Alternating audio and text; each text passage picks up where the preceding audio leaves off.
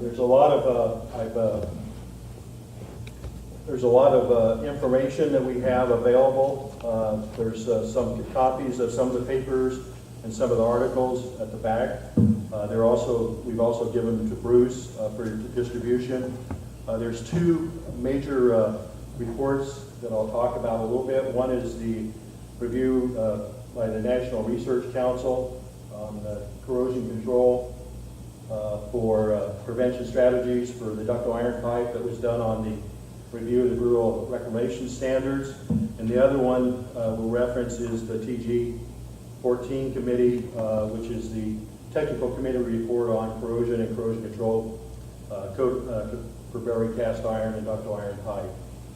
So I'll just try to hit gradually some of these things, but basically there's a lot of information that's available. Feel free to look at that. I strongly encourage you, if you're going to look at corrosion of ductile iron pipe, that you look at these articles in the complete articles, because they give the two varying viewpoints that's in the industry. So I thought I'd start with the top, but the reactive corrosion control is no joke, and the cost of corrosion for the United States is more than 3%, and the water and wastewater component of that at $36 billion is the largest component of that. Part of the problem is initially corrosion wasn't readily identified in ductile iron pipe because the graphization layer wasn't recognized visually. You have to look at it from the side, and you can see that it's a black, like a graphite in your pencil. It's soft, and it does hold water pressure. Another thing is that you have to, if you're a utility, we always recommend that they look at it and sandblast that pipe because you can't see it.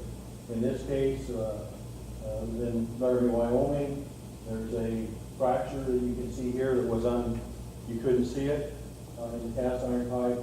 It was 40 years old. So ductile iron seem to fail sooner than cast iron pipe. Part of that is because of the graphization held the pressure of the CIP, it was thicker. Also, the sand casting of the old cast iron pipe, we believe, acted as a coating. It was a dielectric coating, and it's done very well in some places. In some cast iron, the old cast iron had a 3 to 6 mil shellac-type coating that acted as a bonded coating also. But the major difference was the wall thickness.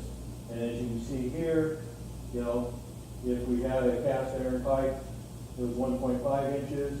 If it was a ductile iron pipe, same quality, it's down to 0.38 inches. So that's one of the major reasons that ductile iron failed at the same sooner than cast iron, because ductile iron and cast iron corrode approximately the same rate in low resistivity soil. So it just becomes a factor of that. The other thing is that there's controversy. The reports, there's no non-biased study that basically proves or disproves the success of polyethylene encasement. There's a full spectrum of experiences, opinions, and disagreements in the industry, and that's shown in the TG14 committee report and the NRC report. Both sides were presented in those reports. And there's some question that polyethylene encasement can be installed in intact condition, because if you have defects in that, then you're going to have the normal corrosion rate that you have at a bare ductile iron or cast iron location. Corrosion can occur under undamaged polyethylene encasement.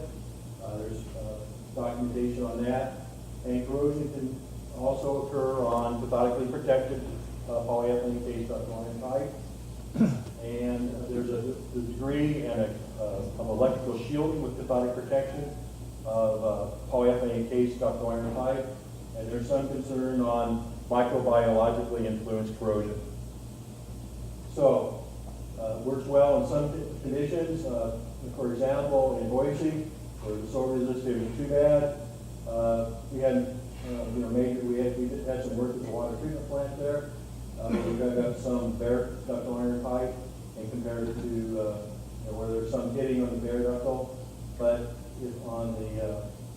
pipe or area where we have polyethylene encasement, we did reduce the amount of corrosion. One of the things that has happened in the industry, as you know, there's been printed warnings now on the polyethylene encasement to repair it, because if the utility doesn't repair it, then you have that problem type of thing. Bolted connection is always a problem.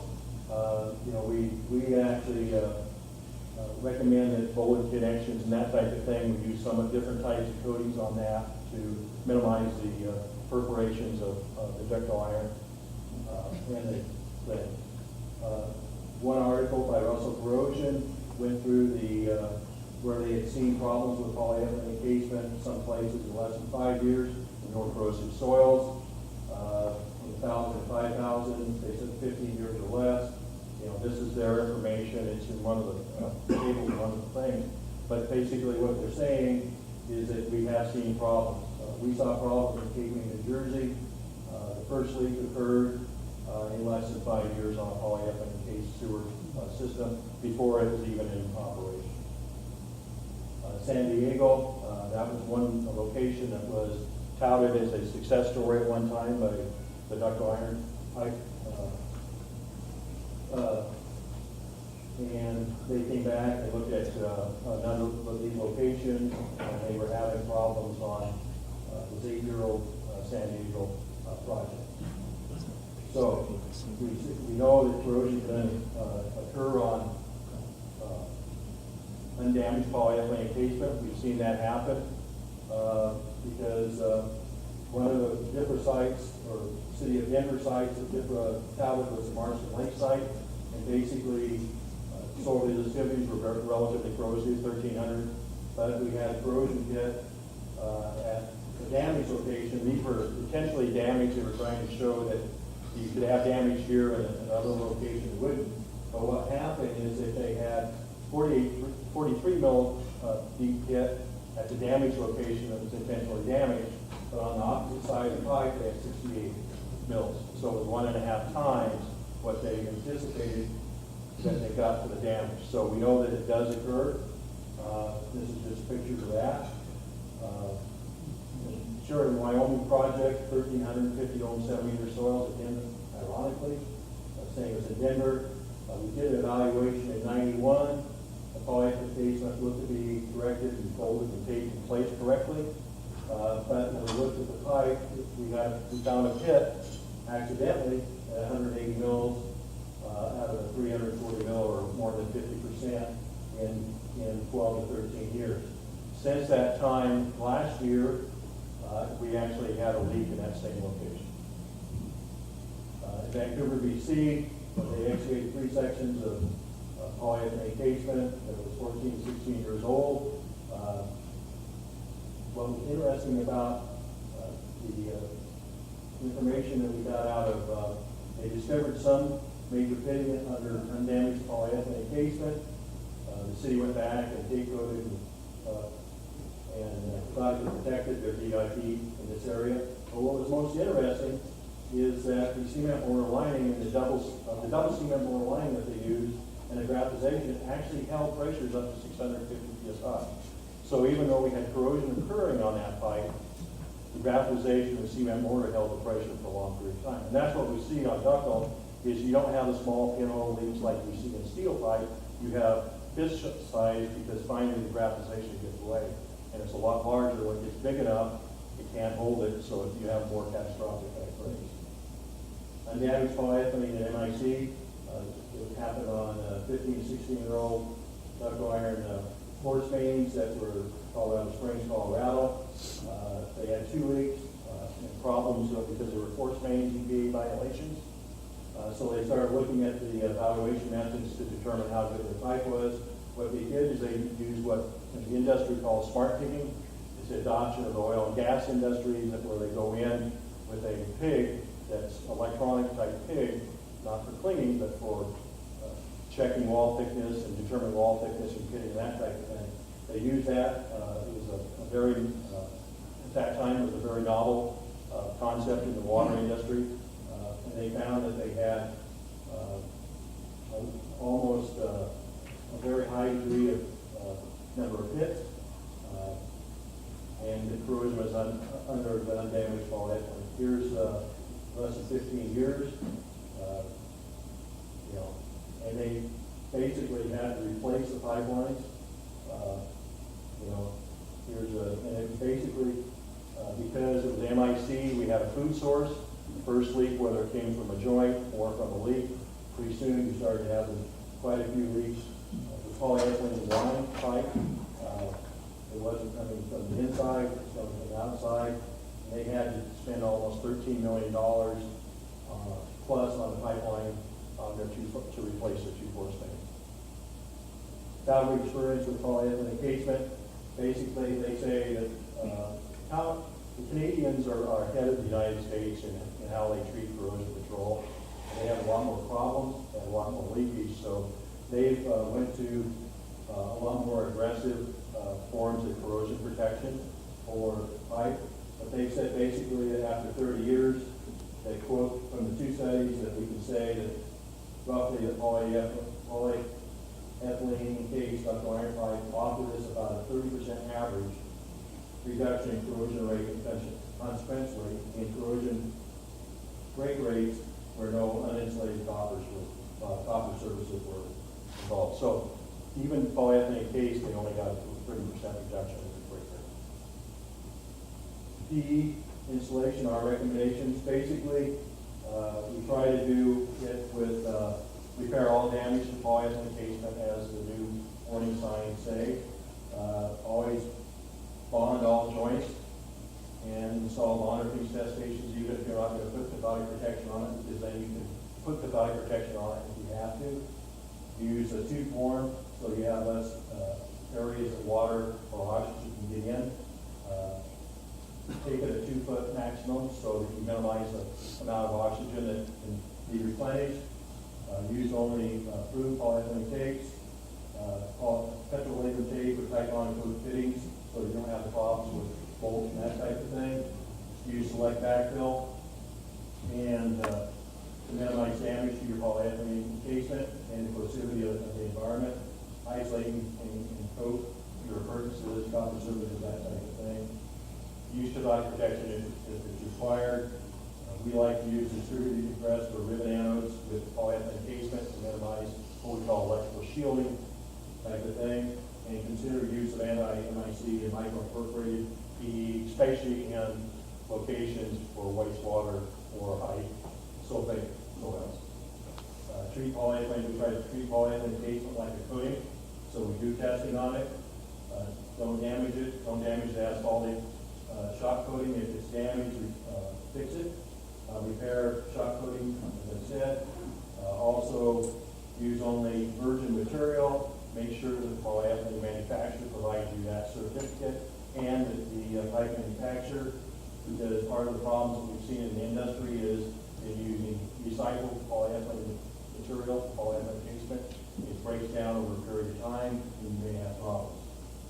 Utilize the 4 mil cross-laminated type polyethylene for improved tear and puncture resistance. And again, I use the 8 mil linear low density with the neo additives in sewer and high sulfate environments with or without the 4 mil. Some of the times we'll use a two-part system. This is the first generation of the MIC, anti-MIC, where it's basically called biofilm. This is one of the first projects that was installed in the United States, and it was in Minneapolis, St. Paul, on some of their force mains. We basically made sure that we cleaned the pipe, repaired the shock asphalting, and installed the first layer of anti-MIC, and came back with the second layer of the 4 mil high density. We installed galvanic ribbon anodes, we did joint bonds. We actually did visual resistance ohmmeter readings of the joint bonds to make sure they were in good shape. And we put in a galvanic ribbon anode system and monitoring system. One of the problems with cathodic protection from electrical shielding with polyethylene encasement, there's 2 schools of thought on this. One school says you can't cathodically protect ductile iron pipe from polyethylene encasement. The other school says you can, but you may have some electrical shielding. So adequate monitoring conditions under polyethylene encasement is more difficult, as we know in the oil and gas industry. If you have disbonded coatings, you may not, your surface measurements may not be actually telling you what's happening underneath that. So, it goes against SBO 169, which is the NHC standard for fire protection, and the federal DOT Operation Pipeline Safety, which governs oil and gas.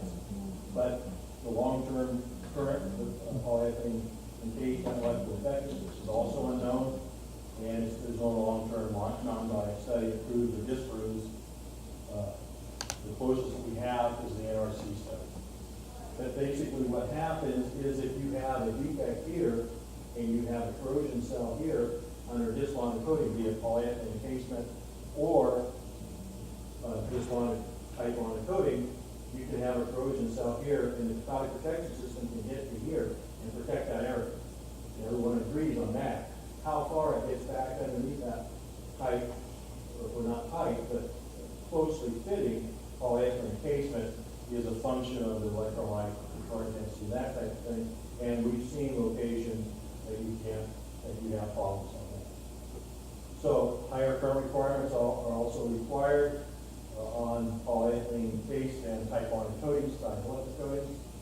In Denver, it was about 137 microamps. That doesn't mean anything to you, but it's 25 to 50 times that of what a type bonded coating is. So your product protection, current requirements, and costs are high. In Trinidad and Tobago, we saw 700 microamps per square foot for the polyethylene encased ductile unit. Corrosion, as I said, we saw that happening in the Vernal, Utah area. There was two water and one sewer line. So resistivity 3,000. We had 6 leaks on the sewer line, even though it's provided protection after 22 years. Just some pictures of that. Under the intact polyethylene, they were seeing 30, 60 million hits. And after 22 years, the line was replaced. They had a deep, thick black layer of graphization of pipe, even though when they had a major protective potential of 1.1. California City, 14 years, VIP with product protection. CP installed 4 years after the pipeline was installed. So it was very corrosive, less than 1,000. But they had their first leak in 8 years, and it was abandoned and replaced after only 12 years.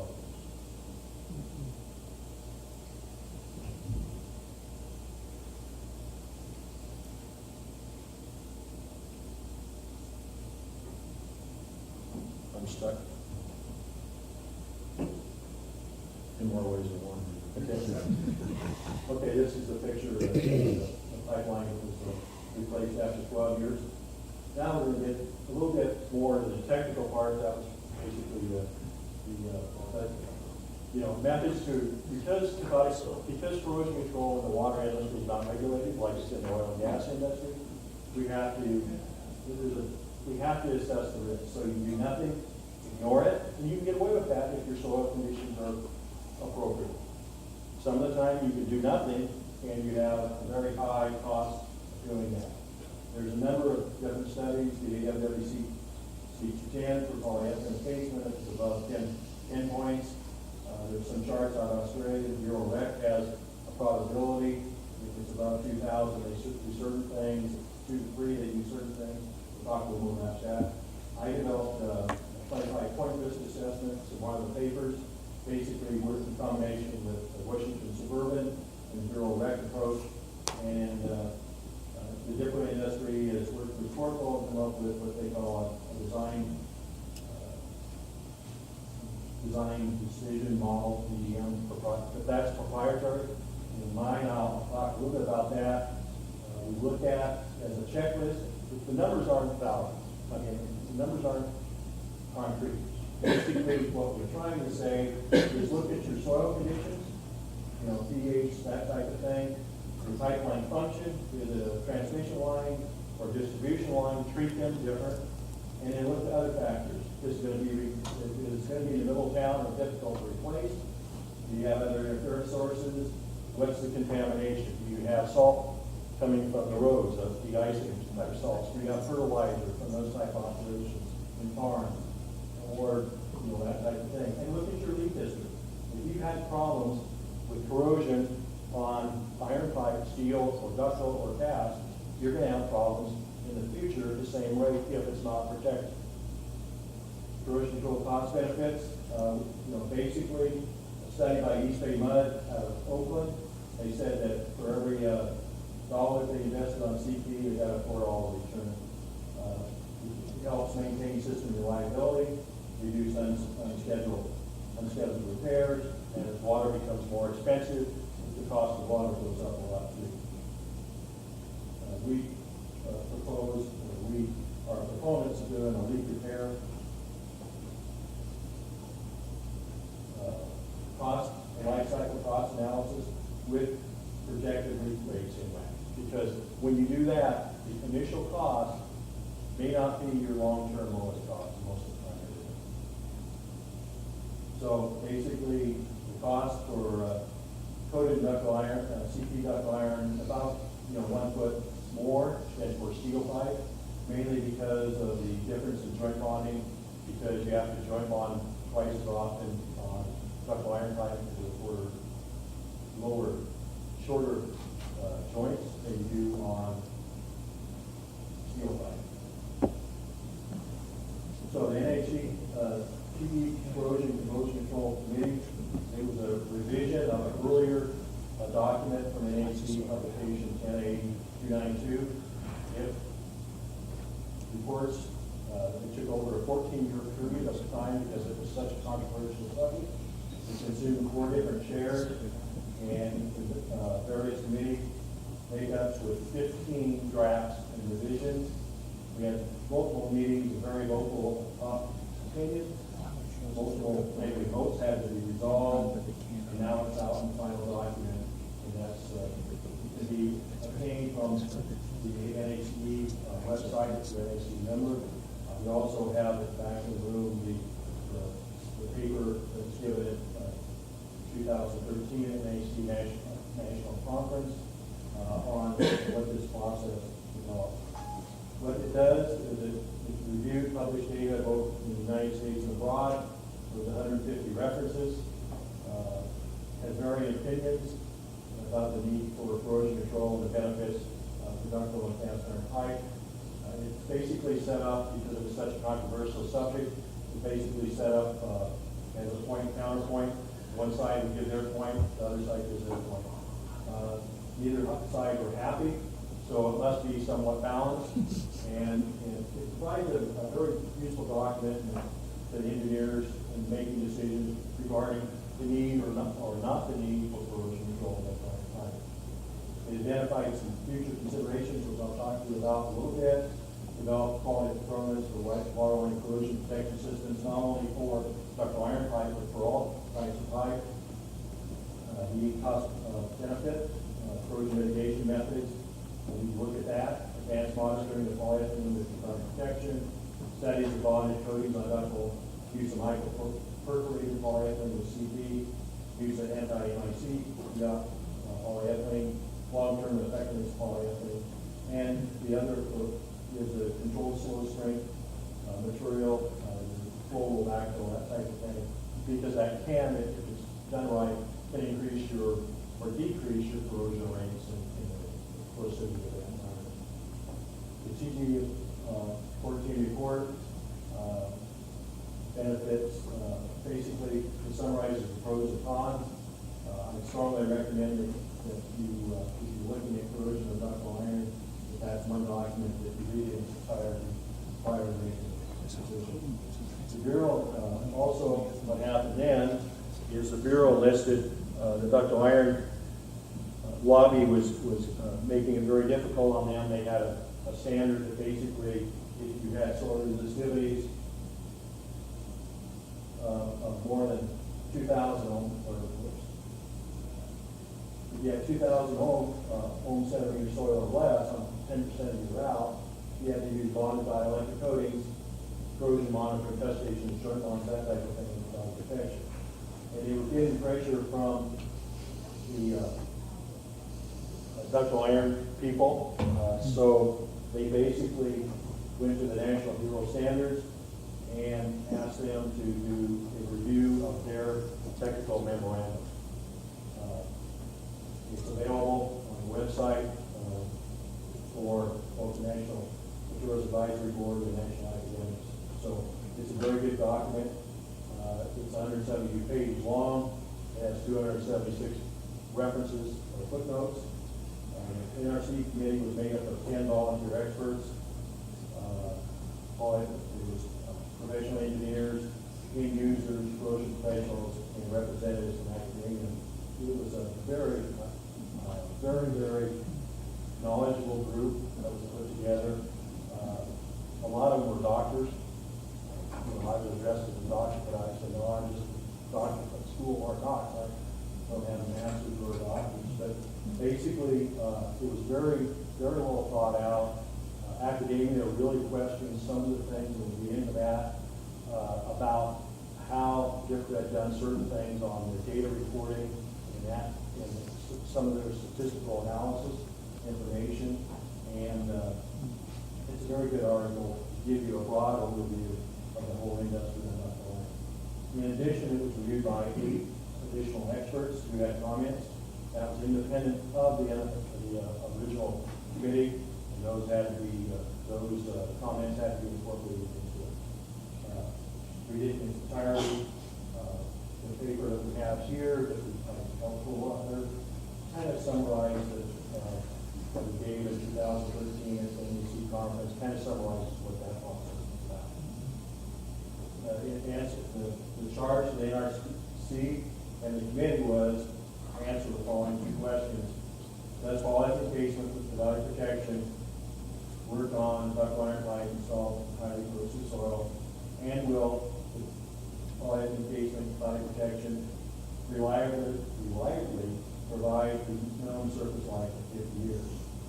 If the committee answers either of the questions in the negative, the committee was to provide recommendations for alternate standards that would provide surface life of 50 years.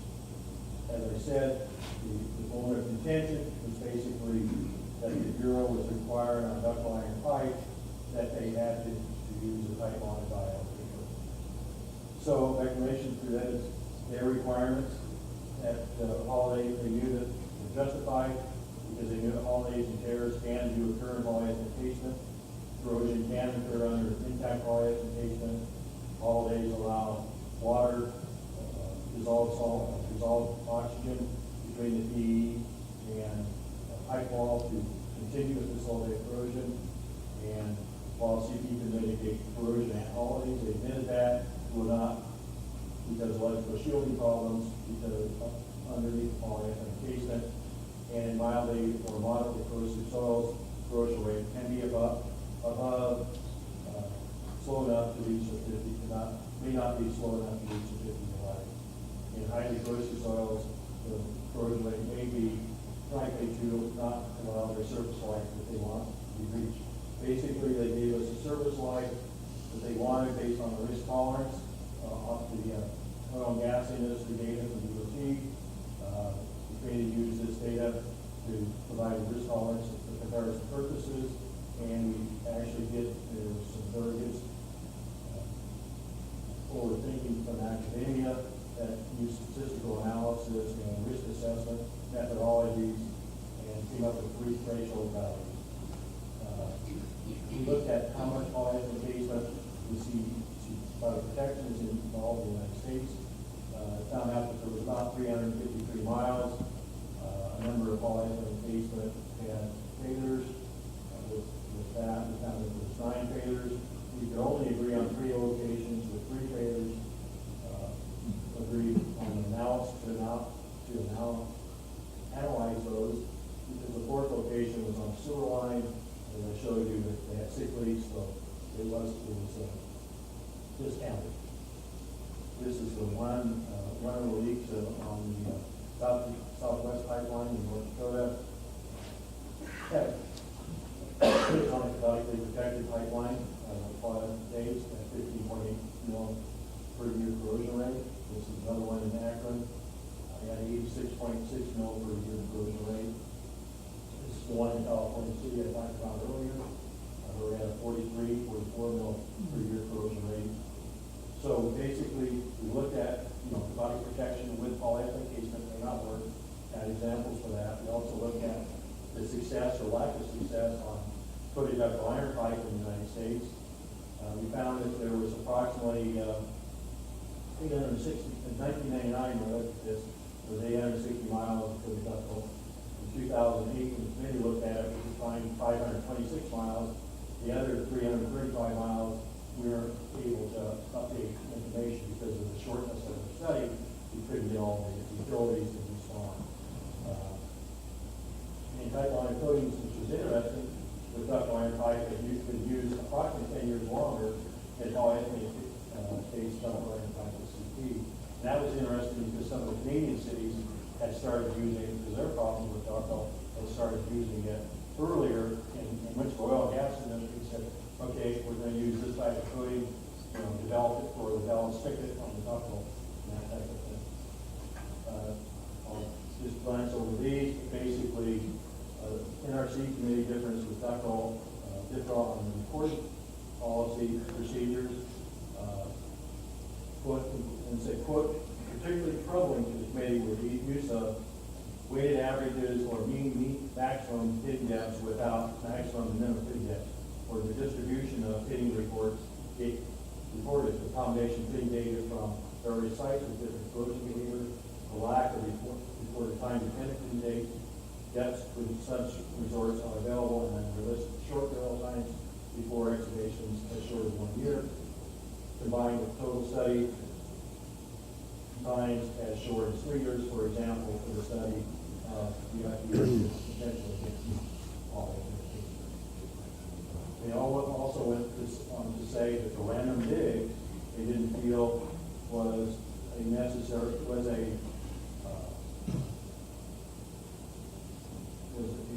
that was fundamentally correct on finding and predicting corrosion rates on pipe. And they referred to, considering the different data refers to above pipe on pipe, measuring between 600,000, 1,200 feet of pipe, 128 samples. They said presumably installed by good care. Really does not find that the studies are different. The firm that CIP with polyethylene can meet the expected reliabilities over 40 years. Committee looked at different pitting rates from different studies, and we calculate some of the data to arrive at different maximum or minimum corrosion rate than the average pitting rate shown in the different published information. So we saw in Bear 13 to 68 mils per year, undamaged polyethylene. We saw examples for 52, without protected ductile iron. Sorry. 3 to 86.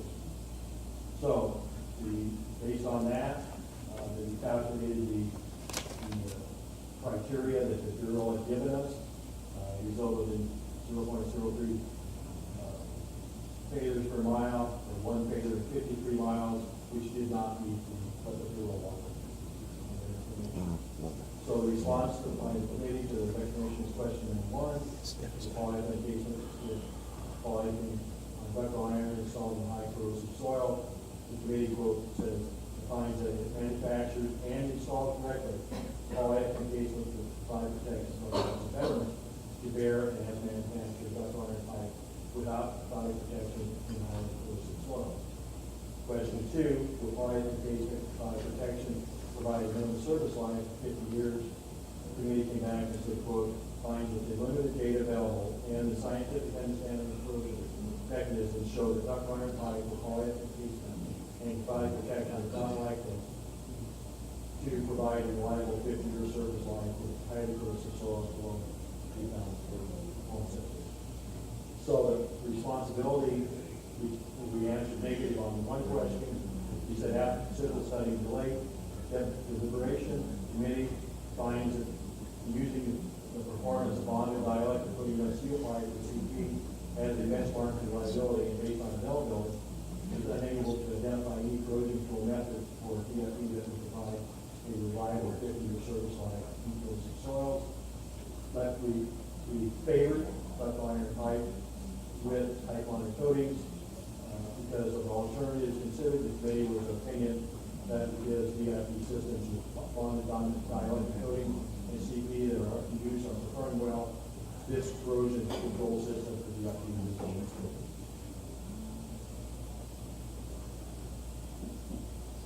we talked about on coatings a little bit. Other corrosion control methods that we said we should look at is mitigation of NIC, microperforated PE, zinc coatings with epoxy over the top coats, your global fill, backfill, and building in corrosion allowance. But getting fine with these show promise, but the evidence is too limited to be making recommendations at this time.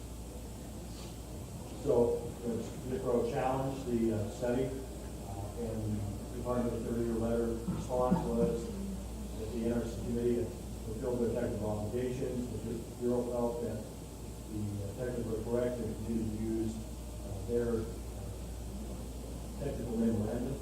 And in addition, the Bureau performed an economical analysis, said that steel was 10% higher if DIP was bid, DIP was 8% higher if steel was bid, and they felt that that was a modest cost acceptance given the increased likelihood of more reliable performance in the entire life cycle.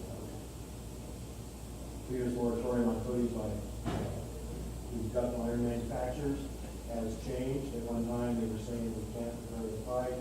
We have problems because of overlaps and surface penetration, different pipe manufacturers, different appearance.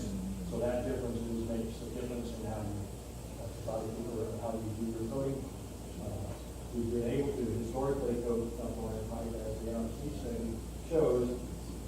We believe from the corrosion industry that the moratorium had more to do with economical and technical pressures in the U.S. market than technical. Now it's been lifted, and all of the U.S. pipe manufacturers will coat ductile iron pipe if they have to. It's just not advertised.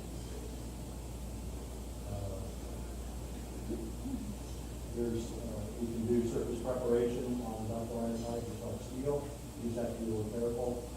The extruded polyethylene, Yellow Jack, or Phytech as it's called, was started basically in Calgary in the 1970s.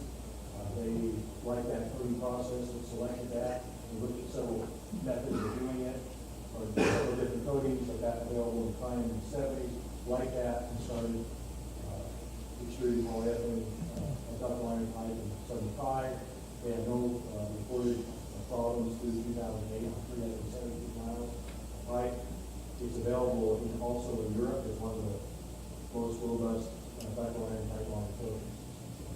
Extruded polyethylene is covered by PwC 215 for steel. It's a similar process for putting ductile iron, putting a butyl rubber layer down and going back with a protective physical barrier of a black polyethylene and then water filter.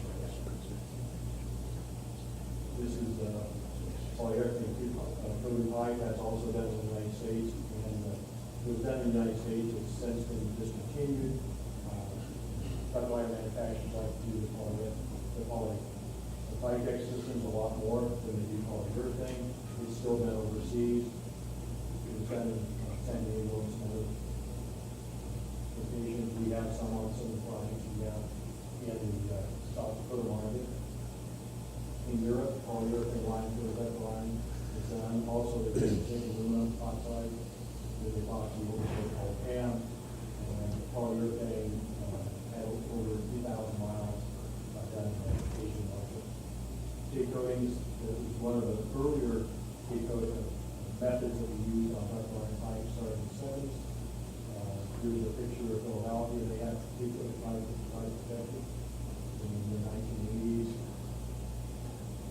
And in Cairo, we did a project where we coated directly to that solid shop with a tape material. We didn't have to blast it off, but that's all the shock coating on. We didn't blast it off. We used strap-ons and heat-shrink coatings. City and County of Honolulu for water supply, type on coatings and CT ductile iron pipe. Tape coatings, basically they come up with some methodologies that they don't have to remove that called shock coating, and it has better adhesion values because of the ductile iron pipe heat pattern than we do on steel. We still have some problems if you don't handle it right. You can have defects like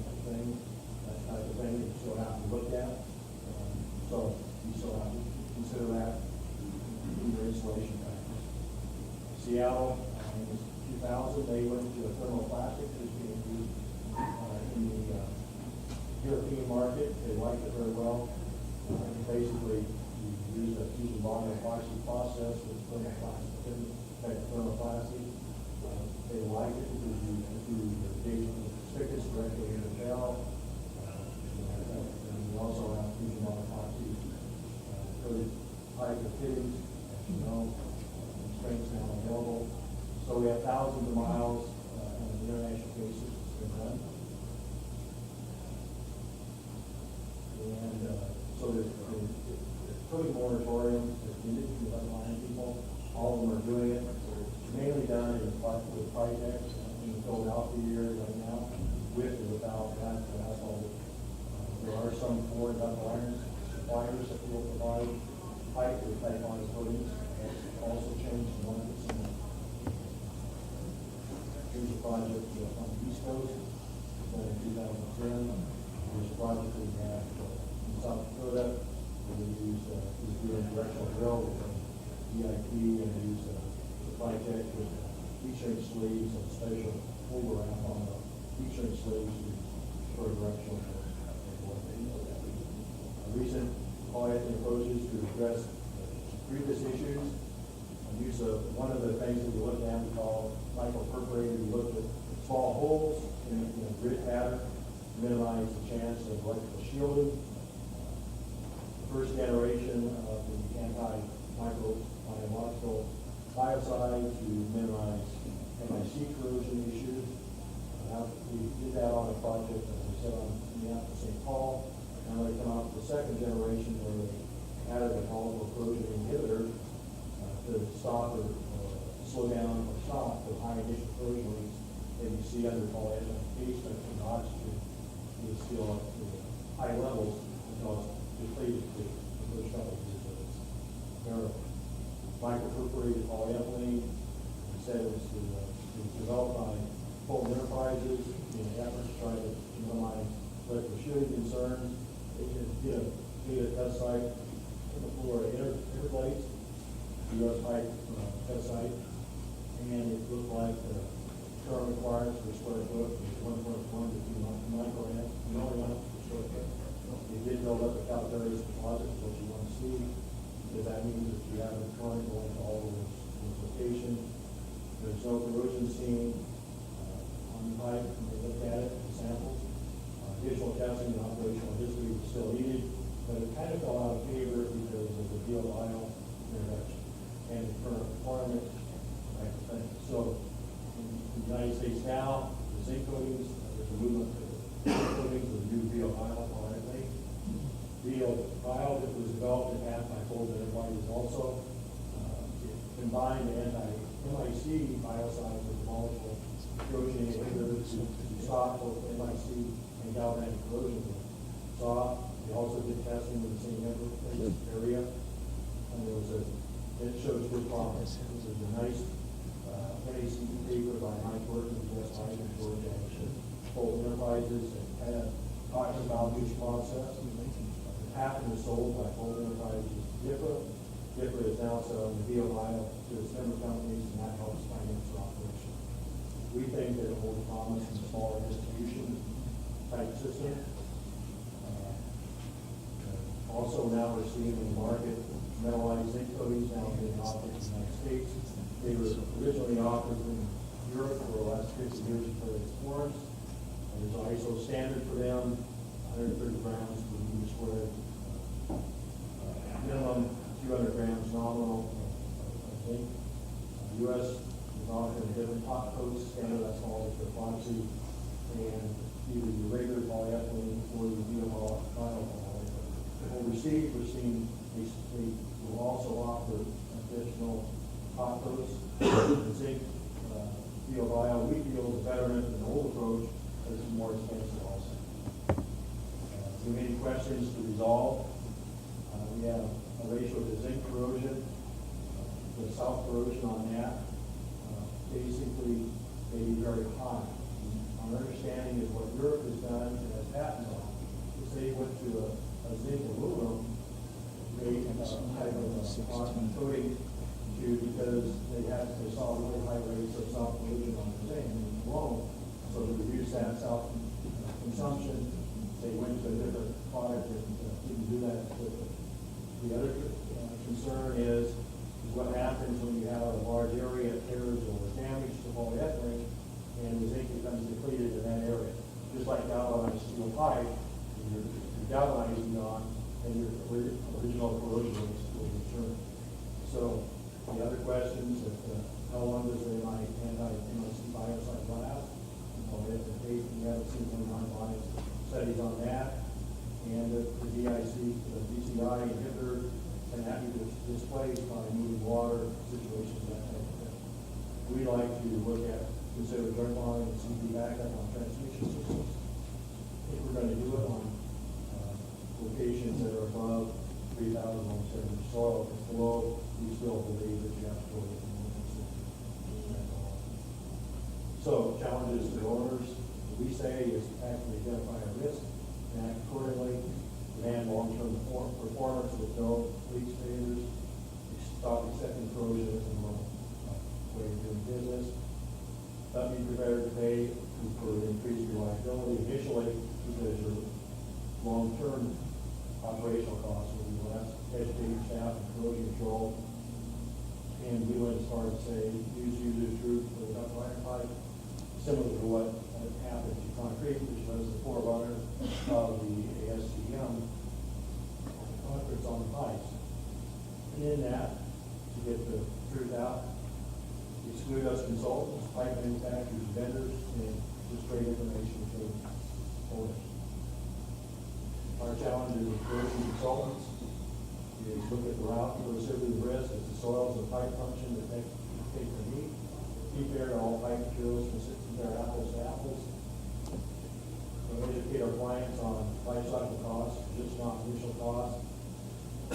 Select the most cost-effective approach based on the client-based risk.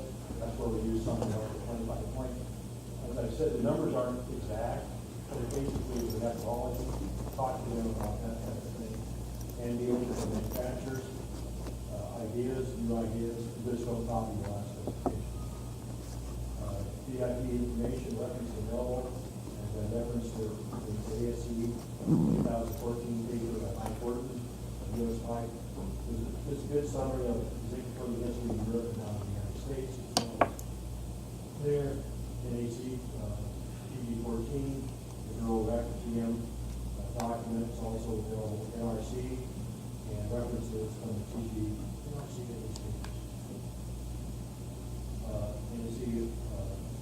NRC information is available on the internet.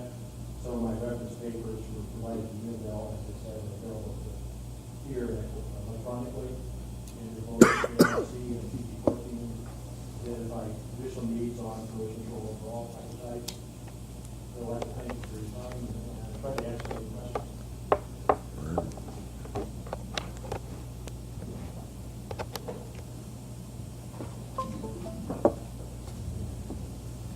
Thank you, Bill. Does anybody have any questions? Thank you for all that information. And we have all those documents. There are some hard copies at the back, and we have it electronically as well for all the delegates. You have a question? No? Okay. Thank you very much.